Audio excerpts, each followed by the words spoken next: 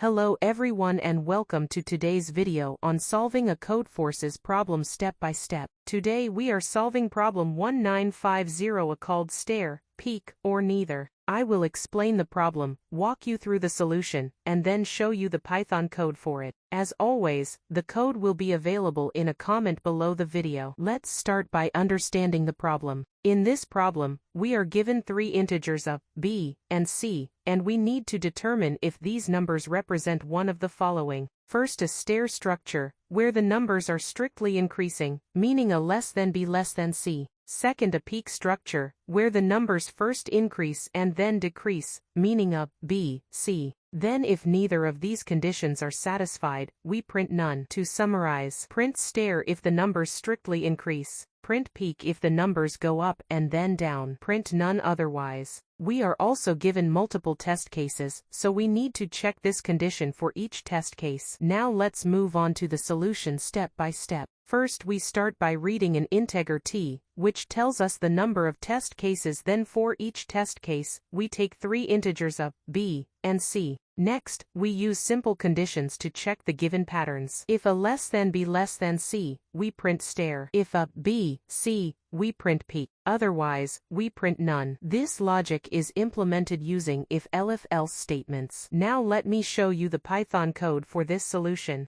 You don't need to write it down. The full code will be available in a comment below the video. Let's go through it line by line. Let's break this code down. T equals int, input, reads the number of test cases. For underscore in range, t, loops through each test case.